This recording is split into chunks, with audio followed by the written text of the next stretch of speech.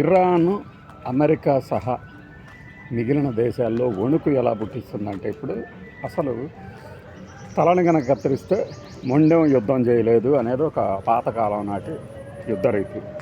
అంటే ఆ రాజుని కనుక చంపేస్తే లేదంటే సైన్యాధ్యక్షుని చంపేస్తే సైన్యం ఏమీ చేయలేదు. కానీ ఇరాన్ ఏం చేస్తుందంటే ఇక్కడ పిచ్చెక్కినట్టుగా మనకు బిజినెస్ మ్యాన్లో మహేష్ బాబు డైలాగ్ అవుతుంది, ఏది నన్ను రౌండప్ చేసి కన్ఫ్యూజ్ చేయొద్దు, కన్ఫ్యూజన్లో ఎక్కువ కొట్టేస్తాను. అట్లానే ఇరాన్ కూడా ఇప్పుడు విరుచుకుపడుతుంది అనమాట.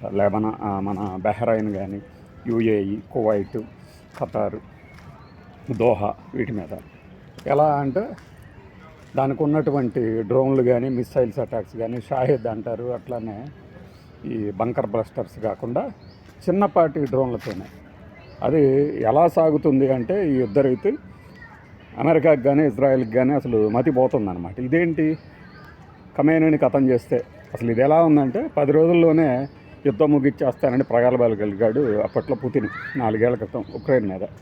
అలానే హమాస్ మీద హమాస్ అంతు చూస్తామంటూ అమెరికా ఇజ్రాయెల్ 3.5 ఏళ్ళు చేయాల్సి వచ్చింది. ఇప్పుడు ఈ తాజాగా ఈ గల్ఫ్ వార్ని, ఇది కన్నా గల్ఫ్ వార్ అని మనం అనుకుంటే ఈ గల్ఫ్ వార్ని ముగించాలంటే ఎవరి దగ్గర ఆయుధాలు తొందరగా అయిపోతే వాళ్ళు ఓడిపోయినట్టు. కానీ అసలు యాక్చువల్గా ఇలాంటి యుద్ధాల్లో విజేతలకు కూడా నష్టం ఎక్కువ ఉంటుంది. కానీ ఇరాను అంత తొందరగా నేను వదిలిపెట్టను యుద్ధాన్ని అన్నట్టుగానే సాగుతుంది యుద్ధ రీతి కూడా. లేకపోతే మనం చూస్తున్నాం కదా, ఈ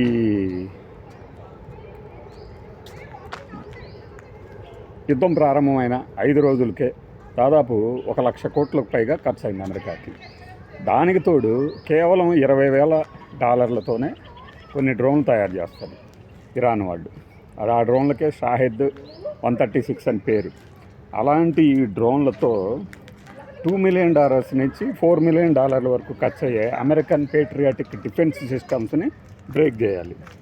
ఈ బ్రేక్ చేసే సందర్భంలో ఏమవుతుందంటే ఈ అమెరికా పేట్రియాటిక్ డిఫెన్స్ సిస్టమ్ అనేది ఈ $20,000తో తయారు చేసిన డ్రోన్ల మీదని ఇంటర్సెప్ట్ చేయడానికి వాడుతున్నారు, వాడారు కూడా. 90% మొత్తం దాదాపుగా ఇప్పటికే 1,200 డ్రోన్లని పంపించినట్లు ఒక అంచనా ఇరాన్. ఈ 1,200లో 90% ఇంటర్సెప్ట్ చేసినాయి అమెరికా పేట్రియాటిక్ డిఫెన్స్ సిస్టమ్స్. ఇది యూఏఈ డేటా చెప్తుంది. అంటే 1,200లో కనీసం ఒక 1,100, 1000 డ్రోన్లను అటాక్ చేశారు. ఈ 1000 డ్రోన్లను అటాక్ చేయడానికి అమెరికా దగ్గర ఎంత ఖర్చు పెట్టి ఉంటుంది, ఎన్ని ఆయుధాలు ఇలా ఖరీదైన వ్యవస్థల్ని యాక్టివేట్ చేసి ఉంటుంది. అట్లా తమ దగ్గర ఉన్నటువంటి పరిమిత వనరులతోనే ఇరాన్ తీవ్రంగా ఎట్టు పడితే అటు మిసైల్స్ పంపిస్తుంది. సౌదీ అరామ్కోకి సంబంధించినటువంటి ఖతార్ మన ఈ గ్యాస్ ఏజెన్సీలను కానీ, ఏజెన్సీ అంటే గ్యాస్ ఫెసిలిటీలు, వీటిల్ని దాడి చేయడంతో దెబ్బకి ఉత్పత్తి ఆపేసింది. ఇప్పుడు గ్యాస్ సరఫరా అనేది ఖచ్చితంగా కొన్ని దేశాల్లో కుంటుపడుతుంది, అంటే బ్రేక్ అవుతుంది సరఫరా. ఇలాంటి సందర్భాల్లో ఒత్తిడి పెరుగుతుంది. అటు అమెరికా కావచ్చు, అమెరికా మిత్ర దేశాల్లో కావచ్చు, ఇజ్రాయెల్ మీద కూడా. ఈ ఒత్తిడిని అధిగమించాలంటే ఏం చేయాలి? యుద్ధాన్ని విరమించాలి, లేదంటే చర్చలకు కూర్చోవాలి. ఈ కూర్చున్నప్పుడు ఏం షరతులు విధిస్తారనేది పక్కన పెట్టండి. ప్రస్తుతానికైతే అసలు చర్చలు లేవు, మాటలు లేవు, మాట్లాడుకోవటాలు లేవు. చూడండి మా సత్తా అంటారు. ఇందాక మనం చెప్పుకున్నట్టు తలని కత్తిరిస్తే మొండెం పోరాడలేదు అనుకున్న వాళ్ళందరికీ బహుశా ఆయతల్లా ఖమేనీ చనిపోయిన ఆయన యుద్ధం ఆరంభానికి ఒక 10 రోజుల ముందు కూడా మా మీద అమెరికా అంటూ దాడి కనుక చేస్తే వాళ్ళు ఆశ్చర్యకరమైన విపరీతమైన పరిణామాలు ఎదుర్కొంటారు, వరస్ట్ థింగ్స్ మే సీ అని పదే చెప్పేవాళ్ళు. ఇలాంటిది సిచ్యువేషన్ ఊహించే, అంటే ఆయన లేకపోయినా కూడా ఎలాంటి దాడులు చేయాలి అనేదానికి ఒక ప్లాన్ ముందే గీసుకొని ఉండాలి. అలానే మనకి కటేబ్ హిజ్బుల్లా, అది ఒక ఉగ్రవాద సంస్థగా చెప్తారు. అక్కడ సుదీర్ఘ యుద్ధానికి మనం రెడీ కావాలి అని దళాలకి ఫిబ్రవరి 28వ తారీఖు 27వ తారీఖే ఒక సూచన ఆదేశాలు జారీ చేశారంటే వాళ్ళు రెడీగా ఉన్నారు ఇరాన్ వాళ్ళు అనేది అర్థమవుతుంది. ఇస్లామిక్ రెవల్యూషనరీ గార్డ్స్ కార్ప్స్ అంటారు ఇరాన్ సైన్యాన్ని. ఇప్పుడు పైగా అంతకుముందు ఈ టాప్ సుప్రీం కమాండర్ చేతిలో ఉండేది ఎలా చేయాలి ఏంటి అనేది ఆ పర్యవేక్షణ ఇరాన్ గార్డ్స్కి. ఇప్పుడేంటి, ఇది ఇండిపెండెంట్గా మారిపోయింది. అసలు మిగిలిన వాళ్ళలాగా కలుసుకొని మాట్లాడుకోవటము, మీటింగ్స్ని, వ్యూహాలని సిద్ధం చేసుకోవటం ఏమీ లేదు. అప్పుడప్పుడు వచ్చే ఇన్స్ట్రక్షన్స్ని ఫాలో అవుతూ వెళ్తున్నారు అన్నది. అది కూడా ఇలా విచ్చలవిడిగా యథేచ్ఛగా ఎక్కడ పడితే అక్కడ దాడులకు కారణం అనుకోవచ్చు. కానీ ఈ కామికాజ్ డ్రోన్స్ అంటారు, ఈ డ్రోన్లు చాలా తక్కువ ఖర్చుతో తయారవుతున్నాయి. దానికి తోడు ఇవి ప్లాస్టిక్, కార్బన్ ప్లాస్టిక్ వీటితో తయారు కావడంతో విషయం ఎలా మారిందంటే, మామూలుగా లోహాలు అంటే మెటల్స్తో తయారు చేసే ఈ డ్రోన్లను కానీ మిసైల్స్ని కానీ రాడార్లు వెంటనే పసిగడతాయి.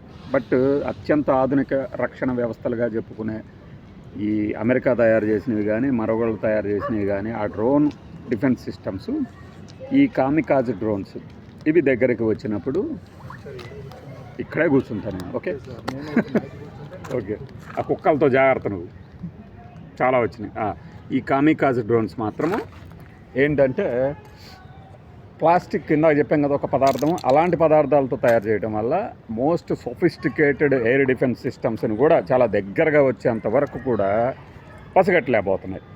సో అంత ఖర్చు పెట్టినటువంటి వ్యవస్థల్ని ఒక చిన్న డ్రోన్ వచ్చేసి ఇంటర్సెప్ట్ చేస్తుంది. ఇంటర్సెప్ట్ చేయండి అని కోరుతుంది. ఆ కోరడం ద్వారా దాన్ని యాక్టివేట్ చేయడం, దాన్ని వినియోగించడం అంటే ఖర్చు ఎక్కువ పెట్టేస్తుంది. ఇది ఎట్లా అంటే మీకు సింపుల్గా చెప్తా.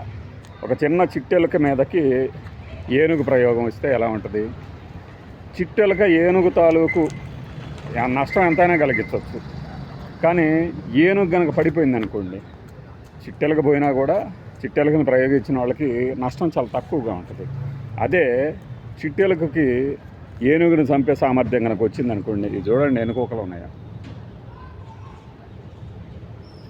చిట్టెలుకకి ఏనుగుని చంపేసే కనుక సామర్థ్యము లేదంటే నష్టపరిచే సామర్థ్యం కనుక చేకూరితే పోతే పోయేదో ఒక చిన్న చిట్టెలుక. బట్ ఏనుగుని పడేస్తే అది ఎంత నష్టం? సరిగ్గా అలాంటి ఏనుగుల్ని ఎన్ని వీలైతే అన్ని బయటికి రప్పిస్తాం, అంటే గజబలగాల్ని బయటికి రప్పించి చిట్టెలుక వ్యూహంతో అట్రిషన్ స్ట్రాటజీ అంటారట దీన్ని. ఇరాన్ ఇలా ముందుకెళ్తుంది. సో ఇప్పుడు ఈ ఇరాన్ తాలూకు స్ట్రాటజీ అంటే ఒక్కొక్క యుద్ధము చరిత్రలో ఒక్కొక్క పాఠం నేర్పుతూ ఉంటుంది. ఉక్రెయిన్కి సంబంధించి ఆపరేషన్ స్పైడర్ వెబ్ అనేది రష్యాలోకే జొరబడి రష్యాలోనే ఈ యొక్క డ్రోన్లను ఎగరేసి రష్యాని తీవ్రంగా నష్టపరిచింది లాస్ట్ ఇయర్. అలా ఒక్కొక్క యుద్ధం ఇందాక చెప్పినట్టు ఒక్కొక్క యుద్ధం ఒక్కొక్క పాఠం నేర్పుతుంది. మరి ఇప్పుడు ఈ యొక్క